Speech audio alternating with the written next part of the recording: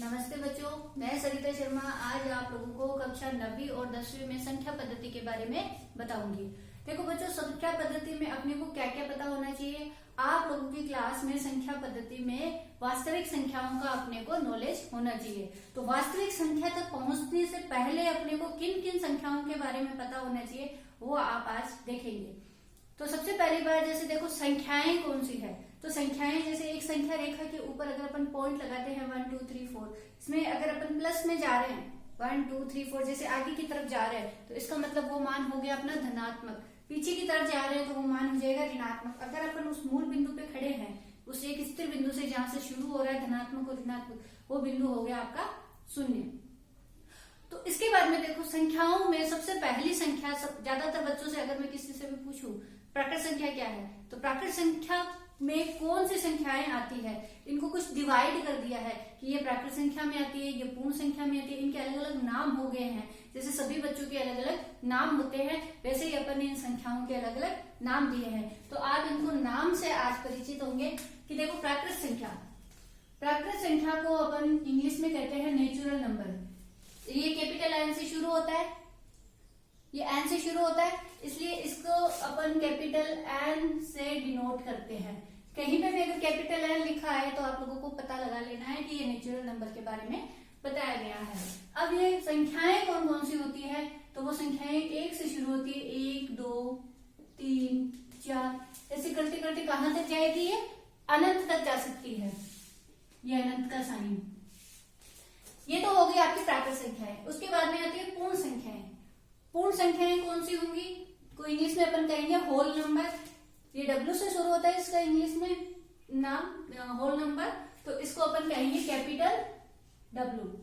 और capital W यानी whole number का मान कहां से शुरू होता है, 0 1 2 3 4। तो देखो मैंने अभी सिर्फ 1 2 3 4 ही लिखा है, इसका मतलब ये सारे मान कौन से हैं, धनात्मक है, प्लस में है। इसलिए प्राकृत संख्या और पूर्ण संख्याओं में सभी में मान धनात्मक होंगे और पूर्ण संख्या में सिर्फ एक मान ज्यादा होगा। कौन सा, 0। यानी कि पूर्ण संख्या 0 1 2 3 4 से शुरू होगी और प्राकृत संख्या 1 2 3 4 से शुरू होगी। इसके बाद में आते हैं पूर्णांक या इंटीजर्स। इनका एक जर्मन नाम है, ये जहल से शुरू हुआ था। जहल जर्मन में एक नाम है जिसको हिंदी में अपन कहते हैं संख्या, इसलिए इसको जेड से डिनोट करते हैं अपन। ठीक है, तो इसके लिए अपने पास में मान क्या क्या होंगे, ये माइनस वाले मान भी होंगे इसके अंतर्गत, -3 -2 -1 0 1 2 3 ऐसे करके। यानी मेरा कहने का मतलब ये है बच्चों कि इस पूर्णांक में पूर्ण संख्याएं और प्राकृत संख्याएं दोनों हैं, माइनस वाले मान भी हैं।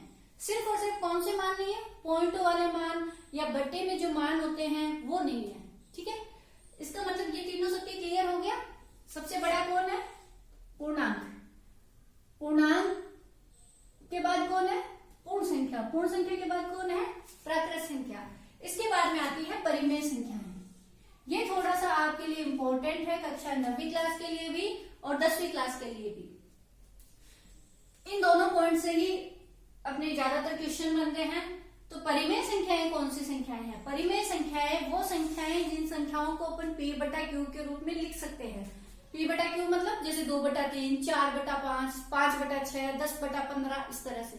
ठीक है, और उसमें ये जो बटे में q है, बटे में q कौन सा, जैसे कोई भी रूप है p बटा क्यू का रूप, इसमें q का मान बटे का मान क्या नहीं होना चाहिए, बराबर में, क्योंकि बटे में 0 आ जाता है तो मान क्या हो जाता है, अनंत हो जाता है, इसलिए इसके अपोन में 0 नहीं होना चाहिए। तो ये रूप आपका किसका होगा, परिमेय संख्या का होगा। जैसे मैं एक बात बताऊं, इसका उदाहरण अगर अपन लें 2 बटा 3, तो 2 बटा 3 क्या है, ये परिमेय संख्या है। जैसे मैं कह दूं 36 बटा 100, 36 बटा 100 भी क्या है, परिमेय संख्या है। लेकिन इसका क्या करना पड़ेगा, अगर अपन पॉइंटों में अगर निकालना चाहिए इसको, तो 2 0 है तो 2 के बाद पॉइंट लगाया जा सकता है। ये हो गई आपकी परिमेय संख्या। इसके बाद में अगर मैं कहूं कि 3 क्या है, 3 प्राकृत संख्या भी है, 3 पूर्ण संख्या भी है, 3 पूर्णांक भी है और 3 परिमेय संख्या भी है। कैसे, इसको p बटा क्यू के रूप में भी लिखा जा सकता है। जैसे इसके बटे में कुछ नहीं दिख रहा है, इसका मतलब क्या है, इसके बटे में 1 है। इसका मतलब p का मान इसमें 3 है और q का मान इसमें 1 है। इसका मतलब कोई भी संख्या हो, वो सारी संख्याएं प्राकृत संख्या, पूर्ण वर्ग और पूर्ण संख्या और पूर्णांक, इन तीनों में से अगर कोई भी संख्या है तो वो सब के सब किसमें आएंगे, अपने परिमेय संख्या में भी आएंगी। जैसे मैं कह दूं क्या जीरो परिमेय संख्या है? हाँ है, क्योंकि जीरो के बटे में कुछ नहीं है, इसका मतलब क्या है, इसके बटे में 1 है। तो इस तरह से परिमेय संख्याएं कौन सी संख्याएं होंगी, जिनमें अपनी प्राकृत संख्या भी आ गई, पूर्ण संख्या भी आ गई और पूर्णांक भी आ गई, यानी ये तीनों संख्याएं परिमेय संख्या में आती है। इसका मतलब परिमेय संख्या क्या है, एक बहुत बड़ा घर है जिसमें ये 3 अलग अलग कमरे हैं। समझिए बच्चों सभी आपको। अब जो 5वां पॉइंट आता है अपना अपरिमेय संख्याएं, तो नाम से ही पता चल रहा है इसमें परिमेय है, ये अपरिमेय है। अपरिमेय संख्याएं कौन सी संख्याएं होंगी, जो p/q के रूप में नहीं हो, p/q के रूप में नहीं होती है, वो संख्याएं कौन सी संख्याएं होंगी, अपरिमेय संख्याएं होंगी। अपरिमेय संख्याओं में जैसे बच्चों कौन कौन से मान आते हैं, जैसे देखो आप अभाज्य संख्याओं के बारे में जानते हो, अभाज्य संख्याएं, सबसे पहले अपने को थोड़ी सी अभाज्य संख्या के बारे में भी पता होना चाहिए। जैसे देखो अभाज्य संख्या, 7वां पॉइंट अपन मान लेते हैं।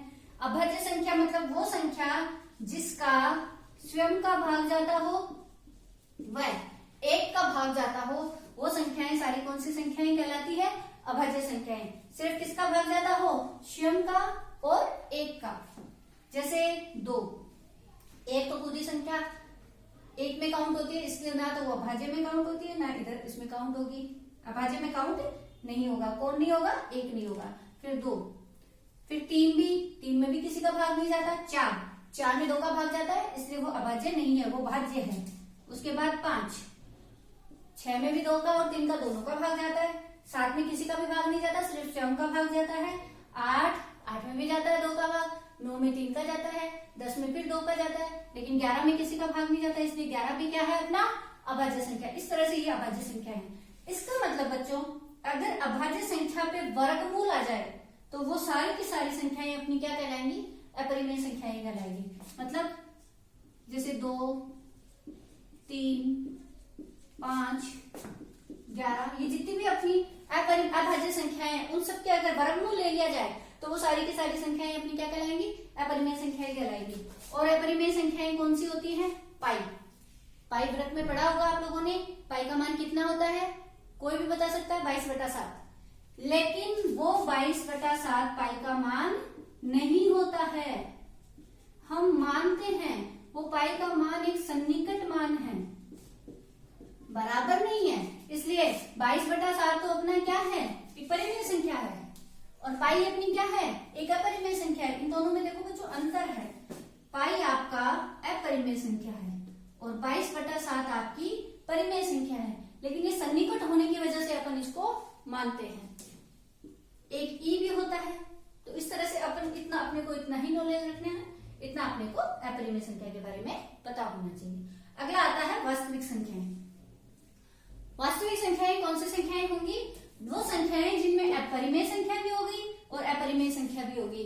और परिमेय संख्या में तो देखो ये तीनों संख्याएं पहले से ही आ चुकी है। इसका मतलब प्राकृत संख्या, पूर्ण संख्या, पूर्णांक, परिमेय, अपरिमेय, ये सारी संख्याएं कौन सी संख्याएं होंगी, अपनी वास्तविक संख्याएं होंगी। अभाज्य संख्या मैंने आपको बताई दी है।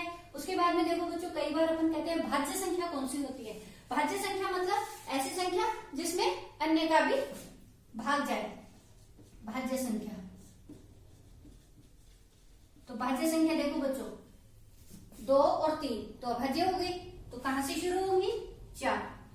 5 अभाज्य है, 6 भाज्य, 7 अभाज्य है, 8 भाज्य, 9 भाज्य, 10 भाज्य। इस तरह से ये सारी संख्याएं कौन सी संख्याएं होंगी, भाज्य संख्याएं होंगी, जिनमें अन्य किसी संख्या का भी भाग जाता हो।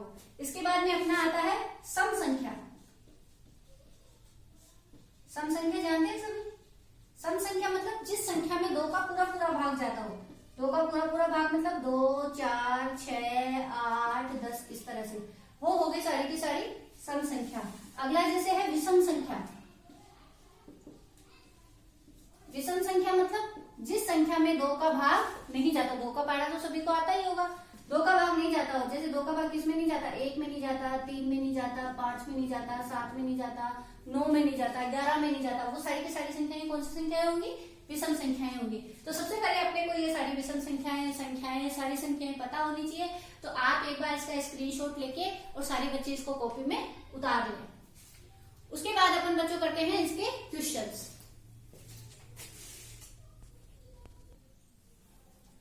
अब देखो बच्चों, हमने पास में 8 की किताब 1 प्रश्नावली 1.1 का सवाल है।